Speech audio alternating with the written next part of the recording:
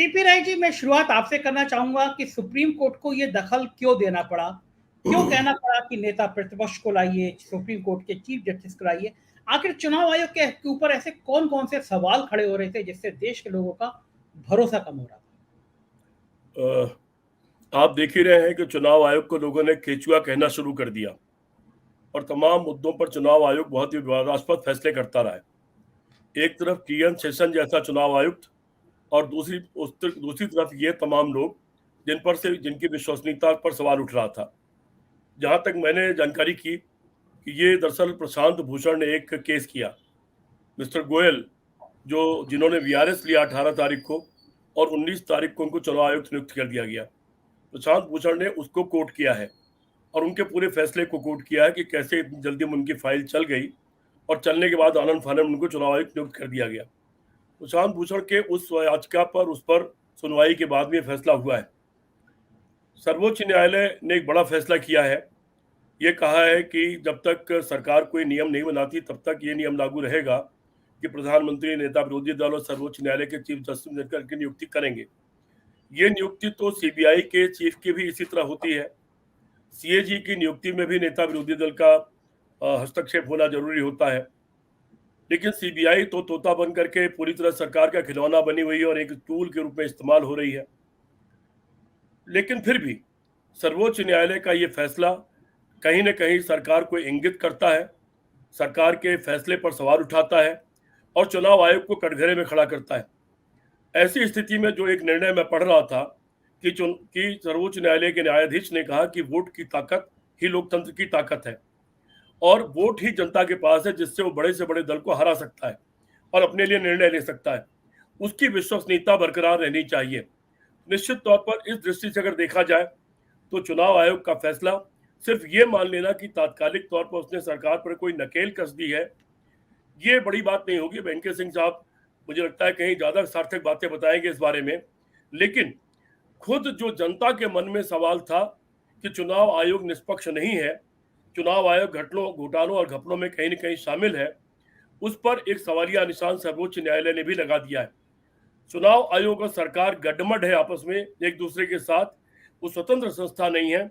इस तरह का सवाल भी इससे पैदा कर दिया है सर्वोच्च न्यायालय के निर्णय ने। इसका सभी लोगों ने स्वागत किया है। सत्ता पक्ष की तरफ से मैंने इस पर अभी तक किसी का बयान पढ़ा नहीं जब से मैं इसको देख रहा था। मैं एक बात जरूर बताना चाहता हूं दर्शकों को, क्योंकि आपके लाखों दर्शक हैं और यहाँ दोनों हमारे विद्वान साथी इनके सिंह जी भाई हैं, शीतल भी हमारे भाई हैं और बहुत पुराने साथी हैं। अमेरिका में जो चुनाव होता है सिंह साहब, आपको पता ही होगा, वहां कोई चुनाव आयोग नहीं होता है। वहां जो सेक्रेटरी ऑफ स्टेट होता है, यानी गृह मंत्री समझ लीजिए एक तरह से, जब चुनाव आयोग होता है तो वही चुनाव आयोग बन जाता है, वो चाहे जिस पार्टी का हो। और ये जानते ही आप कि सेक्रेटरी चाहे स्टेट लेवल पर हो या सेंट्रल लेवल पर हो, सेक्रेटरी ऑफ स्टेट या सेक्रेटरी ऑफ फॉरेन जो भी अफेयर्स होते हैं वो सारे नियुक्त होते हैं। और नियुक्ति भी निश्चित तौर पर दल के द्वारा ही होते हैं, राष्ट्रपति या राज्यपाल के द्वारा ही होते हैं। लेकिन वहां पर वो चुनाव आयोग बन जाता है, उसके साथ दूसरे दलों के कुछ लोग भी शामिल कर लिए जाते हैं। और इतने 100 साल के इतिहास में अभी तक अमेरिका की चुनाव प्रणाली पर कभी कोई सवालिया निशान नहीं लगा। चुनाव कराने वाली वहां की इस मशीनरी पर कभी सवाल नहीं उठा, वो हमेशा निष्पक्ष होता है। उसका कारण यह है वहां संविधान के प्रति प्रतिबद्धता और नैतिकता, वो वहां की बहुत बड़ा वो है। मैं जो शुरू में एक बात कह रहा था कि आखिर सीबीआई भी का चीफ भी तो नियुक्त इसी तरीके से होता है जैसे ये नियुक्ति की बात हो रही है।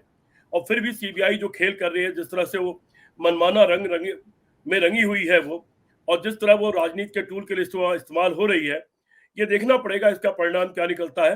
पर फिर भी एक नई शुरुआत हुई है, एक नई बहस इसके बहाने शुरू हुई है और कुछ नए सवाल खड़े हुए हैं। सीपी राय जी, जो एनके सिंह जी ने जिक्र किया, ये देश कहाँ जा रहा है? हमारे भरोसे खत्म हो रहे हैं। एक पुस्तक मेला में, एक बुक स्टॉल पे वाकई में एक बहुत अच्छा शब्द यूज किया सिंह सर ने कि हम पुस्तक मेला में पवित्र भाव के साथ जाते हैं। किताबें हमारी जिंदगी की सबसे अच्छी दोस्त होती हैं और कहा भी गया कि किताबों से अच्छा कोई दोस्त नहीं होता। ज्ञान से ज्यादा भंडार कुछ होता, प्यारा भंडार कुछ होता नहीं है। ज्ञान जितना लोगे उतना कम होगा। जो देश पूरी दुनिया को ज्ञान देता था, आज वहां के पुस्तक मेले पे हमले हो रहे हैं। हमारी दुनिया में सीपी राय जी क्या छवि बन रही होगी आज G20 के देशों में एक मैसेज आया था, हालांकि वो कूटनीतिक मैसेज था कि G7 देशों ने, अमेरिका, कनाडा, ब्रिटेन ने फैमिली फोटो करने से मना कर दिया है। एक शॉकिंग खबर थी। लेकिन जो दुनिया में इस तरह के हमलों से हमारी इमेज बन रही है सीपी राय जी, वो हमें कहाँ दुनिया में कहाँ खड़ा करेगी। हम कभी अमेरिका में जाएंगे तो जो शब्द का शीतल जी ने कि पाकिस्तानवाद हो रहा है, हमारा देश पाकिस्तानीवादी टाइप हो रहा है, उस मानसिकता जैसा हो रहा है। क्यों नहीं समझ रहे हम लोग, क्या हमारी इमेज बन रही है, कहाँ तक हम पहुंच जाएंगे अभी। और संजय जी, लखनऊ के पुस्तक मेले में हम लोग जाते हैं, आप लोग भी गए होंगे। वहां पर तरह तरह की स्टॉल होती है, धर्म की स्टॉल भी होती है, धार्मिक किताबों की भी, हिंदू धर्म की भी है।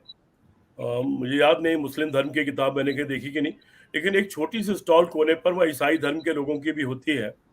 और वहां कोई एक आदमी वो लेकर के खड़ा रहता है बाइबल। आप लेना चाहें लें तो वो आप फ्री में दे देता है, और न लेना चाहें न लें, कोई जबरदस्ती किसी को नहीं देता। वो खैर अपनी जगह अलग चीज है।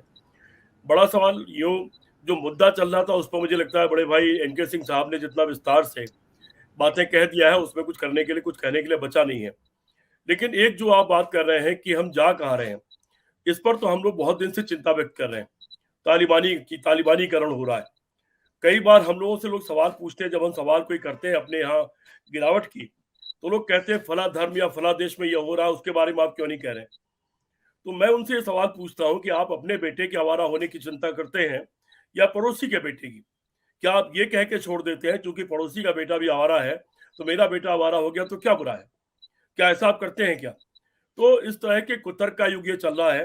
खैर, मैं निराश तो कभी सब मुद्दों पर नहीं होता। जहां तक आपने पूछा कि दुनिया में हमारे हरकतों को लेकर क्या होता है, आपको ध्यान होगा कि कर्नाटक का रहने वाला एक लड़का जो शायद सांसद भी है और शायद युवा मोर्चा का अध्यक्ष है या क्या है, उसने कोई बयान दिया और पूरी दुनिया के तमाम देशों में उसके खिलाफ प्रतिक्रिया आई और भारत के विदेश मंत्री को उसमें सॉरी बोलना पड़ा।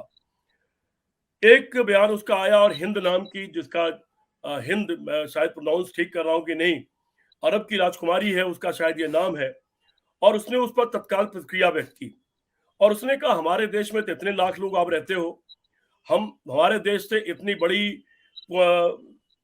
विदेशी मुद्रा भारत देश को जाती है, हमारे देश में इतने लोगों को हमने रोजगार दिया है, हमारे देश में आपके मंदिर बने, हमने बहुत कम दिन में, आप तो मंदिर इतने दिन में नहीं खड़ा कर पाए, बहुत दिन लगा आपको, हमने इतने दिन में मंदिर बना के खड़ा कर दिया। आपके धार्मिक स्वतंत्रता हमारे यहाँ सुरक्षित है, आप लोग ऐसी बात क्यों कर रहे हैं? और उसके बाद वहां के राजदूत को सफाई देनी पड़ी, विदेश मंत्री को उस पर खेद व्यक्त करना पड़ा।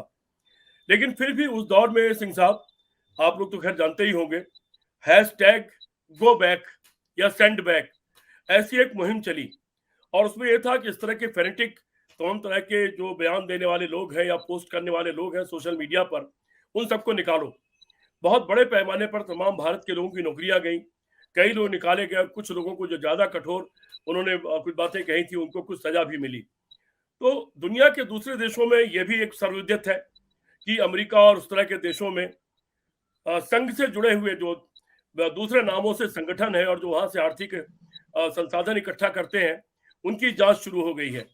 और वहां एक सवाल शुरू हो गया है कि भाई हम लोग बहुत दिनों तक लड़ाई लड़ते रहे आईएसआईएस के खिलाफ कि मुस्लिम जो सांप्रदायिकरण है उससे पूरी दुनिया को खतरा है, और उस पर बकायदा मुहिम चली पूरी दुनिया में मुसलमान को एक तरफ करने के लिए।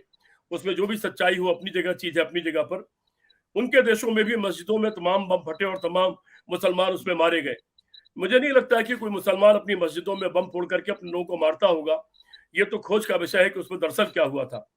लेकिन उन देशों में एक बहुत बड़ी चर्चा संसद में होती है, बाहर होती है, वहां के पढ़े लिखे लोगों में होती है कि भाई हम मुसलमानों से इतने साल से लड़ रहे थे, चलो उनसे तो लड़ लिए, वो तो मुट्ठी भर है, लेकिन जो हिंदू कौम है ये भारत की, अगर ये 80-90 करोड़ पागल हो गई तो दुनिया के लिए खतरा पैदा हो जाएगा। और खतरा इसलिए नहीं है कि वो पागल होकर भारत में पागल हो जाएगी, खतरा इसलिए है कि हमने उनको पूरा मौका दिया है। वो हमारे पेंटागन में बैठे, दुनिया के उपराष्ट्रपति से लेकर तमाम बड़े पदों पर बैठे, तमाम देशों में मेयर से लेकर न जाने कितने पदों पर, तमाम सेंसिटिव जगहों पर बैठे हुए हैं। अगर इन सब का सांप्रदायिकरण हो गया और इन्होंने उसी तरह पर तालिबानीकरण की तरह से काम करके अगर काम करना शुरू किया तो ये सारे देश खतरे में आ जाएंगे। और ये एक बड़ी बहस, जिसमें ठीक है भारत में चर्चा अभी बड़े पैमाने पर नहीं हो पा रही है, लेकिन ये एक बड़ी बहस मेरे जैसे लोगों की जानकारी में है जो दुनिया के तमाम देशों में हो रही है। इसके प्रति मेरे जैसे लोग बेचैन है, सिंह साहब जैसे लोग बेचैन होंगे, निश्चित तौर पर शीतल जी बेचैन होंगे कि ये हमारे लिए कहीं न कहीं बड़े क्षरण का युग है। ऐसा ना हो कि इसके परिणाम स्वरूप हमारे जो करोड़ों लोग दुनिया के तमाम देशों में हैं, हमारी इंटर में पढ़ने वाली लड़की ऑस्ट्रेलिया में आज के कुछ साल पहले मेयर हो जाती, क्योंकि वहाँ छात्र संघ का एक प्रतिनिधि होता है। हमारे लोग उप प्रधानमंत्री से लेकर जाने क्या-क्या हो जाते हैं, और राष्ट्रपति प्रधानमंत्री तो कई जगह बनकर बैठे हुए हैं। ऐसा ना हो कि हमारे खिलाफ वही मुहिम शुरू हो जाए, उसी तरह का माहौल बन जाए जो पिछले दिनों मुसलमानों के खिलाफ था पूरी दुनिया में, और उसके खिलाफ एक जो प्रतिक्रिया हो रही थी, और उनको लगता था, उनको देखते ही तमाम लोग अलग तरह की प्रतिक्रियाएं व्यक्त करते थे। वो हमारे देश का सबसे बड़ा दुर्भाग्य का दिन होगा, और वो हमारे देश के लिए काला दिन होगा। लेकिन मैं उम्मीद भी करता हूं, क्योंकि इतिहास पढ़ा है मैंने, 150 साल का कंसीलियर मूवमेंट मुझे मालूम है, राजा और पोप की लड़ाई मुझे मालूम है, गोरे और कालों की लड़ाई मुझे मालूम है। इतने सालों बाद जाके काला राष्ट्रपति हो पाया, महिला आप जी वहां राष्ट्रपति नहीं बन पाई। मुझे मालूम है फ्रांस में दिगाल के आने के पहले तक एक एक समय में दो दो प्रधानमंत्री हो गए, एक एक घंटे में सरकारें बदल गई, मारपीट हुई संसद के भीतर। लेकिन वो लोग सुधरे, और सुधरे ही नहीं बल्कि आदर्श बने। इतने आदर्श बने कि अमेरिका के राष्ट्रपति के किसी बयान पर जनरल ने कह दिया, mister president, I know the constitution, I don't know who is Trump. America के राष्ट्रपति के किसी आदेश पर पुलिस के वहां के सबसे बड़े अधिकारी ने कह दिया, ट्रम्प साहब आपको तमीज की बात करनी आती हो तो बात करिए, वरना मुंह बंद रखिए। कैपिटोलो पर जब हमला हुआ, जब उसको ट्रंप ने स्वीकार करने को मना कर दिया कि मैं इस चुनाव को स्वीकार नहीं करता, मैं हार को स्वीकार नहीं करता, तो आखिर उनके खिलाफ कार्रवाई का आदेश देने वाला उन्हीं की पार्टी का उस सदन का अध्यक्ष था। ये वहां आदर्श वहां पैदा हुआ है इतने सालों में, और इन देशों में पैदा हुआ है। मैं उम्मीद करता हूं कि अगर उन देशों में 150 साल लग गए तो हम शायद बहुत जल्दी सीख रहे हैं, भुगत रहे हैं, समझ रहे हैं, लेकिन सीख भी रहे हैं। और मैं आशावादी हूं कि शायद ये दौर जो गिरावट का दौर आया है, चरित्रहीनता का दौर आया है, भ्रष्टाचार का दौर आया है, और अति निम्न स्तर पर जाने का दौर आया है, भाषा की निम्न स्तर, कर्म का निम्न स्तर, फैसलों का निम्न स्तर, निश्चित तौर पर हम उससे भी बहुत जल्दी उबर जाएंगे। भारत बहुत सारी मुसीबतों से उबरा है, मैं उम्मीद करता हूं हम इससे उबर जाएंगे और हमको वो बुरा दिन देखने को नहीं मिलेगा।